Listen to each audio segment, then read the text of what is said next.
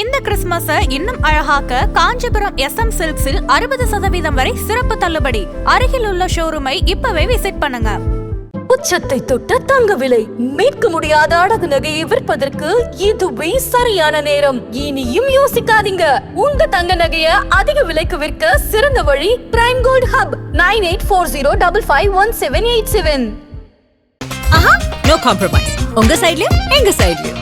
It's a GT promise. GT Holidays, South India's #1 travel brand. வலைப்பேச்சு விலைக்கு வாங்கிட்டாங்க Jananayagan team. அது நீங்க எப்படி சார் பாக்குறீங்க? இந்த விமர்சனம் பாக்குறீங்க? நம்ம ஏதோ விஜய்கிட்ட பணம் வாங்கிட்டு சிவகார்த்திகேயனை திட்டுறதா நினைக்கிறேன். பிஸ்மியை திட்டுறவன் இருக்கான்ல, அவன் யாரோ ஒருத்தருடைய சார்புடையவனா தானே. அவர் பணம் கொடுத்து சிவகார்த்திகேயனை திட்டுங்கன்னு சொல்ற அளவுக்கு சிவகார்த்திகேயன் லெவலுக்கு கீழே இறங்கி வர மாட்டான். ஆனால் சிவகார்த்திகேயன் அந்த வேலையை செஞ்சுட்டு இருக்காங்க. இத்தனை வருடம் திரையுலகத்தில் இருந்த விஜய் தன்னுடைய கடைசி படம்னு அறிவிக்கிறார். அப்போ இந்த திரையுலகத்திற்கு எவ்வளோ சம்பாரிச்சு கொடுத்த ஒரு பெரிய மனுஷன் அவர், ஒரு சின்ன மரியாதை கொடுத்தா என்ன? வலைப்பேச்சு எஸ்கேக்கு எதிராக டிசைன் பண்றாங்களோ அப்படின்றத ஒரு பார்வை. பராசக்தி படத்தை எங்கேயாவது தரக்குறைவா நாங்கள் பேசியிருக்கோமான்னு கேள்வி. பராசக்தி படம் இந்த சமூகத்திற்கு தேவையான படம்னு. பராசக்தி படம் ஜனநாயகனோடு வர்றதில்ல, சிவகார்த்திகேயனை ஏன் நம்ம பேச? சிவகார்த்திகேயனுக்கு இதுக்கு என்ன சம்பந்தம்? ஆனால் ஒரு கட்டத்தில் எனக்கு தெரியுது, இவர் தான் முதல்ல அந்த யார் எங்க இருக்குன்னு மக்களுக்கு தெரியும் சார். அது அரசியலா சினிமாவா? ஒரு சாதாரணமாக ஒரு துப்பாக்கியை கொடுத்ததே எனக்கு பிறகு சிவகார்த்திகேயன் தான் அப்படின்னு அவர் சொல்லிட்டாரு அப்படிங்கிற மாதிரி எடுத்துக்கிட்டாங்க. பட் அப்படி கிடையாது. கமல் ரஜினி அங்க அரங்கம் நிரம்பல. ட்ரம்ப் வந்தப்போ ஏற்பட்ட விஷயங்கள், அந்த பாதுகாப்பு தான் விஜய் அவர்களுக்கும் வழங்கியிருக்காங்க அப்படின்றாங்க. இங்க கொஞ்சம் பேர் உட்காந்து கேலியா சிரிக்கிறது, கிண்டலா பேசுறதுன்னு பேசிட்டு இருக்காங்க. அவ்வளவு பெரிய கூட்டத்தை யார் திரட்ட முடியும்னு முதல்ல பார்க்கணும். அனைவருக்கும் ஒரு பெரிய வணக்கம். இன்னைக்கு நம்ம கூட அந்தரன் சார் இணைஞ்சிருக்காங்க. வழக்கம் போல நிறைய விஷயங்கள் பேச போறோம். சார் வணக்கம். வணக்கம். எப்படி இருக்கீங்க சார்? நல்லா இருக்கேன், நல்லா சார். நிறைய கேள்விகள் இருக்கு. இந்த மலேசியாவில் நடந்த விழால இருந்து நான் தொடங்கலான்னு இருந்தேன். ஆனா அந்த ஏர்போர்ட்ல விஜய் அவர்கள் நடந்த அந்த தள்ளுமுள்ளு திட்டமிட்டு தான் நிறைய பேர் யூகிக்கிறாங்க. அது உண்மைங்களா? அந்த மாதிரியான சம்பவம் ஏற்பட்டிருக்க வாய்ப்புகள் இருக்கு ஏர்போர்ட்ல? ஏன்னா எனக்கு பார்க்கும்போது அப்படிதான் தெரிஞ்சுது. வேற ஒருத்தர் குறுக்க வர தள்ளி விடுற மாதிரி தெரியல. அவர் மேல கையை வச்சு தள்ளி விட்ட மாதிரி தான் எனக்கு தெரியுது. அதற்கப்புறம் ஒரு வேளை அவரை கூப்பிட்டு அவங்க கேட்டிருக்கலாம். அல்லது அந்த செக்யூரிட்டியே நமக்கு புதுசாக தெரியுறாரு. அந்த பவுன்சரே அதுக்கு முன்னாடி பார்த்த ஒரு மாதிரி இல்லை, கொஞ்சம் ஏதோ புதுசாக இருக்கிற மாதிரி இருக்காரு. இது என்ன திட்டம் ஏதுன்னு நமக்கு தெரியல. விஜய் கிட்டத்தட்ட கீழே விழுற மாதிரி போயிட்டார். அப்புறம் அவரை பிடிச்சி காருக்குள்ளே போடுறாங்க. ஸோ இது ஏதோ அவருக்கு பாதுகாப்பு இல்லைங்கிறது நமக்கு உறுதியாக தெரியுது. அப்போ வழக்கமான பவுன்சர்ஸோடு அவர் எங்கே போனாலும் போகிறது தான் நல்லதுங்கிற மாதிரி நமக்கு தெரியுது. அது அவங்க தான் முடிவு பண்ணணும். பட் அவர் யார், ஏன் அந்த செயலை செஞ்சாருங்கிறத கட்டாயமாக அவங்க ஒரு என்கொயரி வச்சுருப்பாங்கன்னு நான் நம்புகிறேன் சார். ஆனால் மலேசியாவில் கிட்டத்தட்ட 1,00,000 பேர் அந்த ஈவெண்ட் அந்த கிரவுண்டில், ஓப்பன் கிரவுண்டில் நடக்குது. அவ்வளோ எளிதில் நடக்குது. விஜய் அவர்கள் சென்டரில் தான் இருக்காங்க. சிலர்லாம் சொல்லும் பொழுது அங்கே அவ்வளோ பேர் இருக்கக்கூடிய நிகழ்வு மலேசியாவே அவ்வளோ தூரம் பண்ணிட்டாங்க சிறப்பாக. ஏர்போர்ட்லேருந்து அந்த ஏர்போர்ட்லேருந்து காருக்கு வரதுக்குள்ளார இவ்வளோ விஷயங்களா? தொடர்ந்து இந்த மாதிரியான விஷயங்கள் தமிழ்நாட்டில் மட்டும் வருதோ? அப்படி பார்க்கணுமோ? இல்லை, அது ஒன்று இருக்குது. இன்னொன்று மக்களோட ஒரு வரணும். ஏன் அப்படியே பனையூர்லேயே இருந்து அரசியல் பண்ணுறாரு, எதுக்குமே அவர் கிரவுண்டுக்கு வரமாட்டேங்கிறாருன்னு பல பேர் கேள்வி கேட்குறாங்க. இந்த பாருங்க, இப்படி பண்ணால் எப்படி அவரால் வர முடியும்? இப்போ அவரே வரணும்னு நினச்சா கூட இந்த சம்பவம் தான் திரும்ப ஞாபகத்து வரும். இங்கே போனால் கையை பிடிச்சி இழுக்கிறாங்க, பிடிச்சி தள்ளுறாங்க. பல இடங்களில் அவர் ரொம்ப அமைதியாக நம்ம ரியாக்ட் பண்ணக்கூடாதுன்னு போகிறதெல்லாம் நம்ம பார்க்குறோம். ஒருத்தர் கையவே பிடிச்சி லிட்டரலாக இழுக்கிறாரு, அதெல்லாம் நம்ம பார்த்தோம்.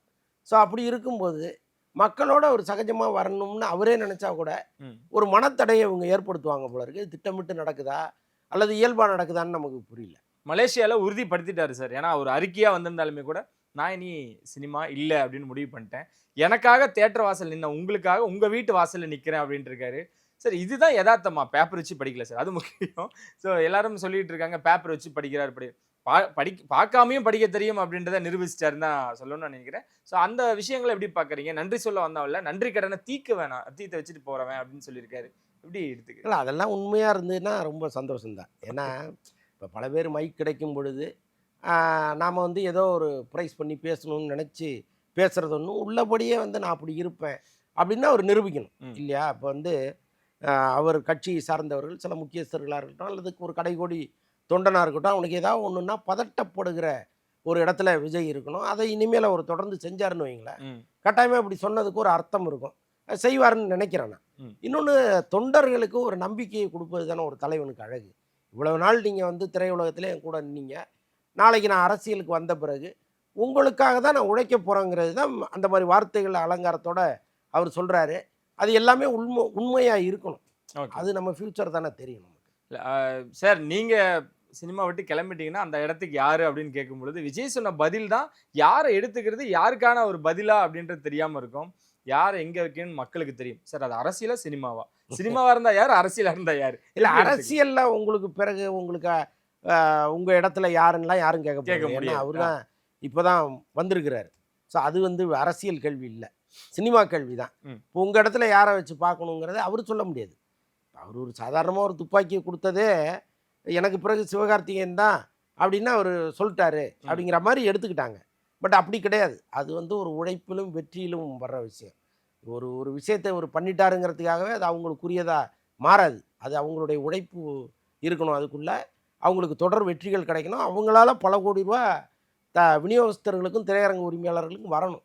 அப்படிலாம் வந்ததுன்னா தான் அந்த வார்த்தைக்கு ஒரு அர்த்தம் இருக்கும்.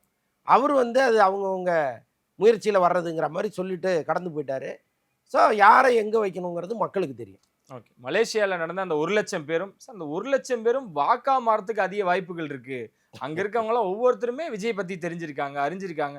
நிறைய நாடுகள்லேருந்து வந்தாலுமே அங்க இருக்கக்கூடிய தமிழர்கள் சொல்லக்கூடிய விஷயங்கள், ஆனால் நாங்கள் வந்து ஓட்டு போட்டுட்டு வந்துடுவோம், எலெக்ஷன் வரைக்கும் நாங்கள் எலெக்ஷனுக்காக கண்டிப்பாக வருவோன்னு அவங்க நிறைய விஷயங்கள் ஷேர் பண்ணிக்கிறத நாங்கள் கேள்விப்படுறோம். இல்லை இல்லை, பல்வேறு நாடுகளை சேர்ந்த தமிழர்கள் அங்கே வந்திருக்காங்க. சரி, முக்கியமாக சிங்கப்பூர் வாழ் தமிழர்கள் வந்திருக்காங்க. அதே மாதிரி வந்து இலங்கை தமிழர்கள் வந்திருக்கிறாங்க, மலேசிய தமிழர்கள் இருக்காங்க. ஸோ இப்போ அவங்களெலாம் இங்கே வந்து ஓட்டு போடுவதற்குங்கிறது வாய்ப்பு இல்லை. சரி. ஸோ அதனால் வந்து அது ஓட்டா மாறுமாங்கிற கேள்விக்கே இடம் கிடையாது. அது விஜயினுடைய அரசியலை அவங்க ரசிக்கலாம், அதெல்லாம் ஓட்டா மாறுவதற்கு வாய்ப்பு கிடையாது. ஒருவேளை அது தமிழகத்தில் நடந்து இங்கே 1,00,000 பேர் திரண்டிருந்தாங்கன்னா அது ஓட்டா மாறுமான்னு கேட்டால் சந்தேகமே இல்லை, கட்டாயமாக ஓட்டா மாறும். இது மலேசியாவில் நடக்கிற நிகழ்ச்சி, வெளிநாட்டு தமிழர்கள் கலந்துக்கிட்ட நிகழ்ச்சிங்கும் போது அதில் சொற்பமானவர்கள் தான் இங்கே வந்துட்டு ஓட்டு போட வேண்டிய ஒரு கடமையில் இருப்பாங்க. எல்லாரும் வர வேண்டிய அவசியம் கிடையாது. ஸோ அதனால் அதை வந்து அப்படி நம்ம பார்க்க வேண்டிய அவசியம் இல்லை. இந்த பிரம்மாண்டத்தை எப்படி சார் பார்க்குறீங்க? தோராயமாக நம்ம அங்கே இருந்த செலவுகளாக இருக்கட்டும், ஏன்னா மாலிக் அப்படின்றதான் ரொம்ப ஆர்கனைஸ் பண்ணியிருக்காரு, கையில் வாட்ச் கொடுத்துருக்காங்க, ரெயின் கோட் கொடுத்துருக்காங்க. ஸோ அந்த ஏற்பாடுகள் அப்படின்றத எப்படி பார்க்குறீங்க நீங்கள் மலேசியா? இல்லை, எக்ஸ்ட்ரானரி ஏற்பாடு. ஓகே, இப்போ நம்ம பிஸ்மி போயிட்டு வந்தார், அவர் வந்து நிறைய விஷயங்கள் சொன்னார். அப்புறம் பல நண்பர்கள் அங்கிருந்து எனக்கு ஃபோன் பண்ணாங்க. அவங்கள்ட்ட கேட்கும்போது தான் ரொம்ப பிரமிப்பாக இருந்துச்சு, இவ்வளவு சிஸ்டமேட்டிக்காக ஒரு நிகழ்ச்சி நடத்த முடியுமா அப்படின்ட்டு. மாலிக் வந்து ஒரு மிகப்பெரிய முயற்சியை போட்டு ரொம்ப அழகாக அந்த நிகழ்ச்சியை நடத்தி கொடுத்துருக்கிறாரு. ஸோ அதனால் வந்து அது வரலாற்றில் இடம் பிடித்த ஒரு நிகழ்ச்சியாக மாறி இருக்கு. செலவுகளே பல கோடின்னு கேள்விப்படுறோம். ஆமாம், கிட்டத்தட்ட 18 கோடிக்கு மேலே செலவு பண்ணதாக சொல்கிறாங்க. ஆனால் அதற்கான ஏர்னிங் அவங்க நிறைய எடுத்துருக்காங்க. ஓகே, அது வந்து அங்கே நிகழ்ச்சி நடத்தினவர்களுக்கு ஒரு பக்கமும், இன்னொரு அதாவது கேவிஎன் நிறுவனத்துக்கும் பாதி பாதி போகும்னு நான் நினைக்கிறேன். மற்றபடி வந்து விஜய் கலந்துக்கிட்ட ஒரு நிகழ்ச்சி இவ்வளோ பெரிய பிரம்மாண்டமாக நடக்கும்னு யாருமே எதிர்பார்த்துருக்க மாட்டாங்க. மலேசியாவில் அதற்கு முன்னாடி தமிழர்கள் நிறைய நிகழ்ச்சிகள் பண்ணியிருக்காங்க. நடிகர் சங்கம் நிகழ்ச்சி பண்ணியிருக்கு, ஏஆர் ரஹ்மான் நிகழ்ச்சி நடந்திருக்கு.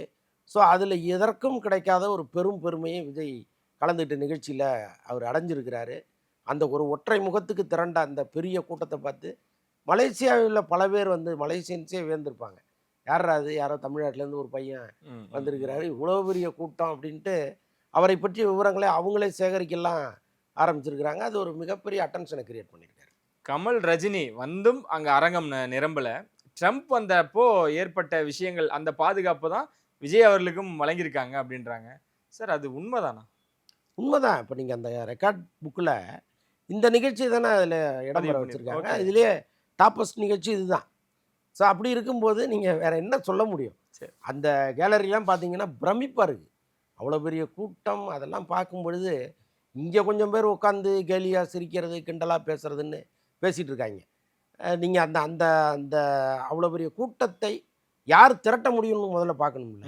அப்போ ஒரு ஆளுக்கு இவ்வளோ பெரிய கூட்டம் கூடுதுன்னா அவரை ஏன் நீங்கள் இவ்வளோ சாதாரணமாக பார்க்குறீங்க, சாதாரணமாக சிரிக்கிறீங்க, கேவலமாக பேசுகிறீங்கன்னு தான் நமக்கு புரிய மாட்டேங்குது. ஓகே, இதெல்லாம் ஒரு பக்கம் இருந்தாலும் விஜய் அவர்கள் ரொம்ப மனம் உருகி நிறைய இடங்களில், ஏன்னா அங்கே இருக்கக்கூடிய கிளிப்பிங்ஸ்லாம் சார் நம்மளாம் பார்க்க முடிஞ்சுது, அவரும் கண்கலங்கிற மாதிரி கேள்விப்படுறோம். நிகழ்ச்சி முடிஞ்ச உடனே அவருக்கு மன நிறைவான ஒரு நிகழ்ச்சியாக அமைஞ்சிருக்குங்களா? கரெக்டான ஃபேர்வெல்லாக மலேசியா அமைஞ்சிருக்கா? கட்டாயமாக நியாயமாக தமிழ்நாட்டில் நடத்தியிருக்கணும். அவங்க மலேசியாவில் வந்து ஒரு நியாயமான ஃபேர்வெல்லாக அதை பண்ணியிருக்காங்க. சில இடங்களில் அவர் நெகிழ்ந்தாருங்கிறது உண்மைதான். நீங்கள் என்ன ட்ரை பண்ணாலும் நான் அழுவ மாட்டேன்னு சொன்னார். அது வந்து கடைசியாக அந்த ட்ரிபியூட் சாங் மாதிரி ஒன்று போட்டாங்க. ஸோ அதில் வந்து அவர் ஸ்ட்ராங்காக நின்னார். மற்றபடி வந்து இந்த கூட்டம் எனக்காக வந்த கூட்டம் அப்படின்னு ஒரு மனுஷன் நினச்சாலே கட்டாயமாக ஒரு நிமிஷம் கண் கலங்காமல் இருக்கவே முடியாது. ஸோ எல்லாரும் மனுஷங்க தானே. ஸோ அவர் என்னதான் ஒரு இறுக்கமான ஆளாக இருந்தால் கூட அவருக்குள்ள அந்த கல்லுக்குள் ஈரங்கிற மாதிரி அந்த இடத்துல கொஞ்சம் நெகிழ்ந்திருப்பார் அவர்.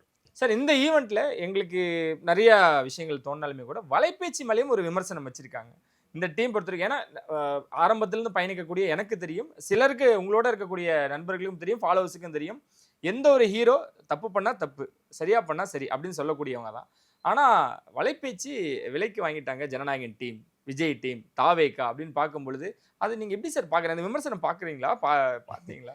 நாங்கள் வலைபேச்சு துவங்கின நாள்லேருந்து இன்னைக்கு வரைக்கும் விமர்சனங்களை கடந்து தான் வர்றோம். நிறைய விமர்சனங்கள் சொல்லிகிட்டே இருப்பாங்க. பல இது ஆரோக்கியமாக இருக்கும், சில இது அருவருப்பாக இருக்கும். நம்ம எல்லாத்தையும் ஒன்றா எடுத்துகிட்டு அப்படி கடந்து போயிட்டே இருக்கோம்.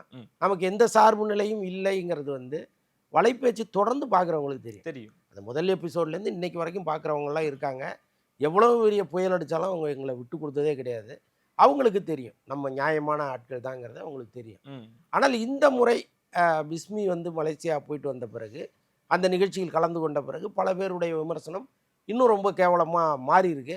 ஒரு வருத்தத்துக்குரிய விஷயமாக தான் நான் பார்க்குறேன். என்னென்னா, இப்போ அவர் ஒரு பத்திரிகையாளராக அங்கே போகிறாரு, உடனே வந்து விஜய் பணம் கொடுத்துட்டாரு, வலைபேச்சை வாங்கிட்டாங்கன்னு சொல்கிறது வந்து ஏற்றுக்கொள்ள முடியாத ஒரு விஷயமா இருக்குது. ஏன்னா நம்ம அஜித்தையும் அப்படி தான் பார்க்குறோம். இப்போ அஜித் புதுப்பட அறிவிப்பு வரும்போது நம்ம சொல்கிறோம், எல்லாத்துலேயும் என்ன ஃபேக்டோ அதை நம்ம சொல்கிறோம்.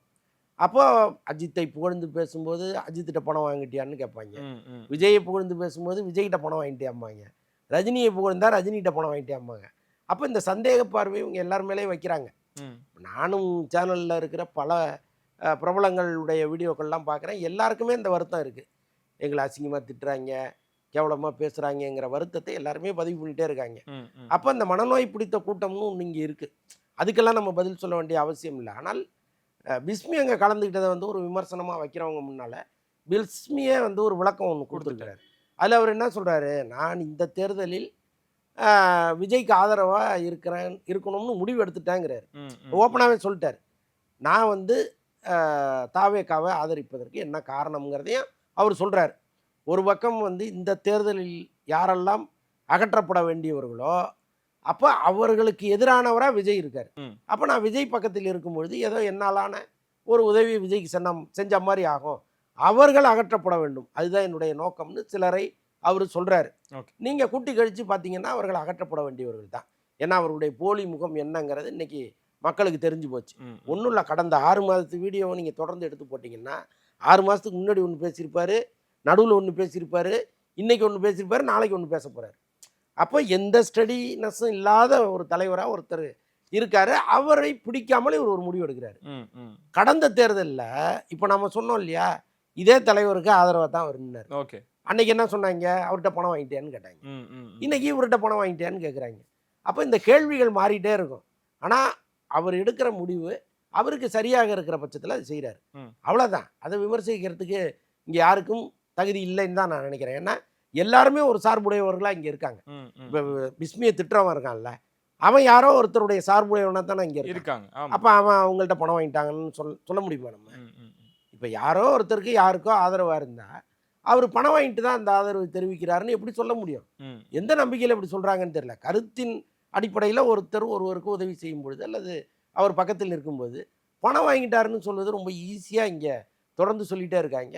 அப்போ அப்படி குற்றம் சுமத்துகிறவர்கள் யார்கிட்ட பணம் வாங்கினாங்கங்கிறது நம்மகிட்ட சொல்லட்டும், அதுக்கப்புறம் நம்ம அதுக்கு பதில் சொல்லலாம். பத்திரிகையாளராக நம்மள எல்லாத்துக்கும் எல்லா பெரிய படங்களுக்கும் வெளிநாடுகளுக்கு எல்லாமே அழைச்சிட்டு போறது வழக்கமா தான் நிறைய படங்களுக்கு கூட்டு போயிட்டே இருக்காங்க. ஆமா. ஆனா இந்த முறை பேசப்பட்டது மட்டும் ஏன் அப்படின்னு வரும்பொழுது அதுக்கான அங்கீகாரம் வழங்குறாங்க, வலைபேச்சுக்கு மட்டும் முன்னுரிமை வழங்கியிருக்காங்கன்னா இவங்க படம் சார்ந்து மட்டும் கொண்டு போல சார். இன்னும் எப்படி டிசைன் பண்றாங்கன்னா எஸ்கேக்கு எதிராக டிசைன் பண்றாங்களோ அப்படின்றத ஒரு பார்வை. பராசக்தி படத்தை எங்கேயாவது தரக்குறைவா நாங்க பேசியிருக்கோமான்னு கேளுங்க. இல்லை, எங்கேயுமே கிடையாது.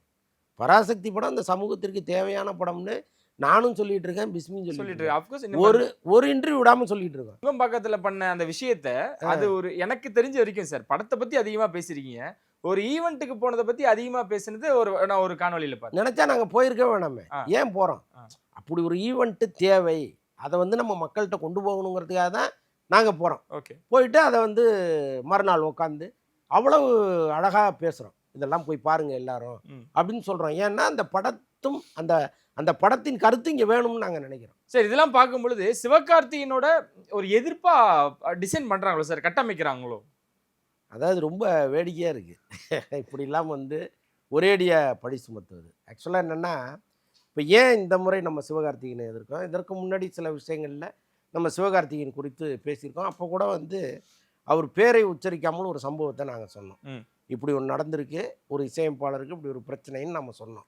அதற்கப்புறம் அந்த இசையமைப்பாளரே வெளியில் வந்து இதுதான் நடந்தது அப்படின்னு சொல்லும் பொழுது மறுபடியும் நம்ம ஞாபகப்படுத்தி பேசணும். நாங்கள் அன்னைக்கு சொன்னோம், அன்னைக்கு குறிப்பிட்ட நடிகருடைய பேரை நம்ம சொல்லலை, இசையமைப்பாளர் பேரையும் சொல்லலை, இன்னைக்கு நாங்கள் வந்து அந்த இசையமைப்பாளரை ஒத்துக்கிட்ட பிறகு சொல்கிறோன்னு சொல்லி தான் அந்த விஷயத்தை நம்ம பேசணும்.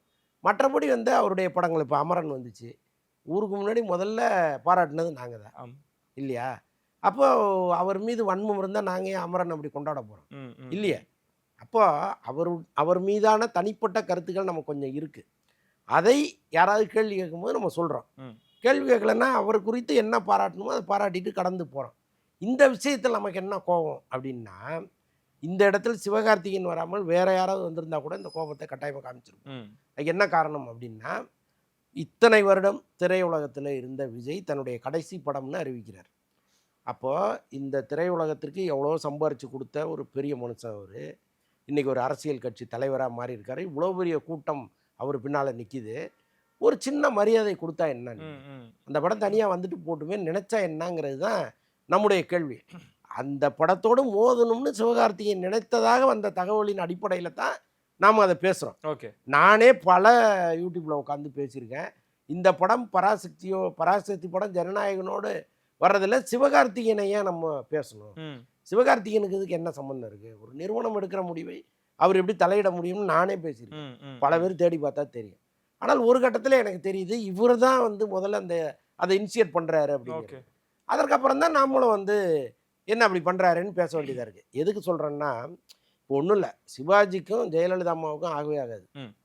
ஆனால் அதே சிவாஜிக்கு செவாலிய விருது கொடுக்கும்போது அவங்க முதலமைச்சராக இருக்காங்க. அந்த நாட்டிலேருந்து வந்த தூதுவர் வந்து அந்த விருதை எடுத்துகிட்டு வராரு. அதை இந்த அம்மா வாங்கி தான் அவர் கையில் கொடுக்குறாங்க. அன்றைக்கி அவங்க நினச்சிருந்தாங்கன்னா, எனக்கு உடம்பு சரியில்லை, நான் நிதியமைச்சர் அனுப்புகிறேன், அவர் கொடுப்பாருன்ட்டு அவங்க வீட்டில் உட்காந்துருக்கலாம். ஆனால் ஒரு வாழ்நாள் சாதனையாளர், திரையுலகத்தினுடைய மிக முக்கியமான ஒரு நட்சத்திரம், அவருக்கு இந்த விருதை கொடுக்கும்போது நாம் தான் போகணும்னு அந்த சொந்த பகையெல்லாம் மறந்து வந்து அங்கே உட்காடுறாங்கல்ல, அது ஏன் உங்களுக்கு இல்லைன்னு கேட்குறேன் நான். இன்றைக்கி வந்து விஜயால் சம்பாதித்த திரையரங்க உரிமையாளர்கள், டிஸ்ட்ரிபியூட்டர்ஸு, தயாரிப்பாளர்கள், இவங்க எல்லாம் சேர்ந்து எடுக்க வேண்டிய முயற்சி தானே இது. சார் அவர் கடைசி படம் வருதுன்னு சொல்கிறாரு, நல்லா ஹாப்பியாக வழி அனுப்பி வைப்போம். அவருடைய அரசியல் தனி, அவர் யாரை வேணாலும் எதிர்க்கட்டும், அரசியலுக்கு எங்களுக்கு சம்மந்தம் கிடையாது. ஆனால் திரையுலகத்தில் இவர் இப்படி இருந்திருக்கிறார், நாங்கள் அவருக்கு இந்த ட்ரிபியூட் பண்ணி அனுப்புகிறோம், யாரும் படத்தை அன்றைக்கி ரிலீஸ் பண்ணாதீங்க அப்படின்னு சொல்கிறது தான் நம்ம முறை. அதை விட்டுட்டு என் படத்தை நான் அன்றைக்கி கொண்டு வருவேன், நீ எவ்வளோ கலெக்ஷன் ஆகுதுன்னு பார்த்துடுறேன் அப்படின்னு ஒருத்தர் வரும்பொழுது, என்னையா ஒரு குறைந்தபட்ச எத்திக்ஸ் கூட உங்களுக்கு இல்லையா அப்படின்னு நம்ம கேட்குறோம். இது எப்படி நம்ம சிவகார்த்திகேயன் எதிரான ஆள்னு இவங்க பார்க்குறாங்கன்னு எனக்கு தெரியல. நம்ம ஏதோ விஜய்கிட்ட பணம் வாங்கிட்டு சிவகார்த்திகேயனை திட்டுறதா நினைக்கிறாங்க. விஜயே எதுக்கு சிவகார்த்திகேயனை திட்டுறதுக்கு பணம் கொடுக்கணும், அது எதுக்கு எங்களுக்கு கொடுக்கணும்? சரி, புரியுதா உங்களுக்கு? அவருக்கு வந்து இந்த திரையுலகத்தில் வருகிற ஒரு சக நடிகர் அவர், அவ்வளோதான். அவர் வந்து பணம் கொடுத்து சிவகார்த்திகேயனை திட்டுங்கன்னு சொல்கிற அளவுக்கு சிவகார்த்திகேயன் லெவலுக்கு கீழே இறங்கி வரமாட்டார். ஆனால் சிவகார்த்திகேயன் அந்த வேலையை செஞ்சுட்டு இருக்காரு. இன்றைக்கி உங்களுக்கு தெரியும், சிவகார்த்திகேயன் தரப்பிலிருந்து யாரெல்லாம் அப்ரோச் பண்ணாங்க, யாருக்கெல்லாம் என்ன போயிருக்குங்கிறது உங்களுக்கு தெரியும். அப்படி இருக்கும் பொழுது இவர் அந்த வேலையை செய்யலையே. புரியுது. அதனால் அதை நம்ம ரொம்ப வெளிப்படையாக பேச முடியாது. ஓகே, அதான் சார். இப்போ இந்த 2 படங்களும் வரதுக்கு முக்கியமான காரணத்தையும் மீறி இப்போ எல்லாரும் என்னன்னா, விஜய் ரசிகர்களும் இந்த விர்ச்சுவல் வாரியர்ஸ்ன்னு சொல்லக்கூடியவங்களும் சமூக வலைத்தளங்களில் எஸ்கேக்கு எதிராக எழுத ஆரம்பிச்சிட்டாங்களோ அப்படின்னா, அவங்க தரப்பில் கேட்கும் பொழுது, எங்கள் அண்ணன் தானே எங்கள் துப்பாக்கி கையிலேயே கொடுத்தாரு, நாங்கள் எப்படி அவரை எதிர்ப்போம் அப்படின்றாங்க. அப்படி யார் தான் சமூக வலைத்தளங்கள் எழுதுறது? சிவகார்த்திகேயனுக்கு எதிராக எழுதக்கூடியவர்கள் யார்? கட்டாயமாக விஜய் ரசிகர்களுக்கு கோபம் வரும். அவங்கள சில பேர் வேணால் நாங்கள் இல்லைன்னு சொல்லலாம், கட்டாயமாக அவங்களுக்கு கோபம் வரும். என்னென்னா, ஒன்றும் இல்லை, யாரும் யார் படத்துலையும் ஒரு பெரிய நடிகருக்கு ஷேர் பண்ணவே மாட்டாங்க. இது ரஜினி பண்ணது கிடையாது, நான் சொல்வது தமிழ் நடிகர்களை. இப்போ ரஜினி படத்தில் வந்து சிவகார்த்திகேயன் நடிக்கணும்னு விரும்பும் பொழுது அவர் சொல்லலையே, ரைட்டுங்க சிவகார்த்திகேயன் வரட்டும் ஒரு சீன் கொடுங்கன்னு சொல்லலையே. அஜித் சொல்லலையே, அஜித் படத்தில் நடிக்கணும்னு அவர் விரும்பினார்ல. அப்போ அவங்களெல்லாம் சொல்லாத ஒரு விஷயத்தை விஜய் ஒத்துக்கிறாருல்ல. டைரக்டர் கேட்கும்போது ஓகே வர சொல்லுங்க என்ன இருக்குது அப்படிங்கிறாரு. ஒரு பவர்ஃபுல்லான டயலாக் கொடுக்குறாங்க. அது வந்து ஏதோ சினிமாவில் சொல்லப்பட்ட ஒரு வசனமாக கூட இல்லை. அதில் ஒரு குறியீடு இருந்துச்சு. எனக்கு பிறகு நீதாங்கிற ஒரு குறியீடும் அதில் இருந்துச்சு. ஸோ அந்த அளவுக்கு பெருந்தன்மையாக நடந்துக்கிட்ட ஒருத்தர்கிட்ட நீ இப்படியா நடந்துப்பங்கிற கோபம் விஜய் ரசிகர்களுக்கே இருக்குது. ஓகே. இப்போ பல பேர் இங்கே உட்காந்து கேள்வி கேட்டுட்டு இருக்காங்க, ஏன் விஜய் படம் வந்தால் வேறு யார் படமும் வரக்கூடாதா அப்படின்லாம் கேட்குறாங்க. யாரும் அப்படி சொல்லவே இல்லையே. ஒரு அஜித் படம் வந்தாலோ அல்லது இன்னும் யார் படம் வந்தாலும் இங்கே யாரும் கேட்க போகிறதில்ல. உன்னை தம்பியை ஏற்றுக்கிட்ட ஒருத்தர் அவர் பெருந்தன்மையாக உன் படத்தில் நடிக்க வச்சிருக்கிறாரு, நீ அவரை எதிர்த்து வர்றியங்கிறது தான் இங்கே கேள்வியாக இருக்குது. ஓகே. அதற்கு அவர் இனிஷியேட் பண்ணியிருக்கிறாருங்கிறது தான் கேள்வி. அதுக்கும் சிவகார்த்திகனும் சம்மந்தம் இல்லைங்க. முழுக்க முழுக்க திரையரங்க அந்த உரிமையாளர்களும் டிஸ்ட்ரிபியூட்டர்களும் அந்த தயாரிப்பு நிறுவனம் தான் காரணம்னா நம்ம ஒன்றுமே சொல்ல போகிறதில்ல. அவர் அதற்கு ஒரு காரணமாக இருந்திருக்கிறாருங்கிறது தான் உங்களுடைய கோபம். ஓகே. இப்போ பராசக்திக்கும் சில அநீதி அப்படின்ற மாதிரி கேள்விப்படுறோம் சார். இந்த சென்சார் போர்டு ஏதோ செக் வச்சிருக்காங்க, 16 கட்டு 80 கட்டுலாம் நாங்கள் கேள்விப்படுறோம். என்ன நடக்குது பராசக்திக்கு சென்சார் போர்டு வைக்கக்கூடிய அந்த செக் என்பது என்ன? அதுக்கும் விஜய்க்கு எந்த சம்மந்தமும் கிடையாது. அவர் சொன்னாலும் சென்சார் கேட்க போகிறதில்ல. ஏன்னா அவர் என்ன பதவியிலே இருக்காரு, அது கிடையாது. இன்னொன்று, அந்த படத்தை எடுத்தவர்களே வந்து ஆளுங்கட்சிக்கு நெருக்கமானவர்கள். அவங்களாலே அது முடியலன்னா நமக்கு ஒன்றும் புரியல. ஆனால் அந்த படத்தினுடைய கங்கு அது வந்து ஒரு நெருப்பு. அந்த படம், அந்த படத்தில் வருகிற வசனங்கள் இந்த தலைமுறை மண்டையில் ஏற்றிக்கிச்சுன்னா அது வந்து அவங்களுக்கு வேறொரு ஒரு எண்ணத்தை உருவாக்கும்லாம் நினச்சிருக்கலாம். இன்னொன்று வந்து அது ஒன்றிய அரசுக்கு எதிரான சில கேள்விகளை முன்வைக்கும். எங்கள் மீது ஏன் ஒரு மொழியை திணிக்கிறீங்கன்னு கேட்கும்ல. இன்னைக்கு வரைக்கும் அது நடந்துட்டு தானே இருக்குது. 60களில் நடந்த சம்பவம் 2025லையும் தொடர்ந்துட்டு தானே இருக்குது, 26லையும். அப்போ அந்த கேள்வியை இன்னைக்கு வச்சாலும் புதுசாக தானே இருக்குது. ஓகே. அப்போ இந்த கேள்வியை கேட்கும்போது சென்சார் அமைப்பு சும்மா இருக்காது இல்லை. அதனால் பல இடங்களில் கத்தரி போட ட்ரை பண்ணுறாங்க. உள்ளபடியே நம்முடைய உணர்வை சொல்கிற ஒரு படம். அந்த படம் எந்த இடையூறும் இல்லாமல் வருவது தான் நம் மக்களுக்கு செய்கிற ஒரு நல்ல விஷயமா இருக்கும். முடிஞ்ச அளவுக்கு போராடி எந்த கட்டும் இல்லாமல் கொண்டு வருவாங்கன்னு நான் நம்புகிறேன். சார், எந்த கட்டும் இல்லாமல் அந்த படம் வந்துடும். இந்த படத்துக்கிட்ட மாட்டின ஜனநாயகனுக்கு கரெக்டான ஒரு விஷயத்துலாம் மக்கள்கிட்ட வந்து சேருமா? ஸ்க்ரீனிங் குறைக்க வாய்ப்புகள் இருக்கா? 9ஆம் தேதி ரிலீஸ் அப்படின்றாங்க. அதுக்கான ஸ்பேஸ் அப்படின்றது எப்படி இருக்க போகுது?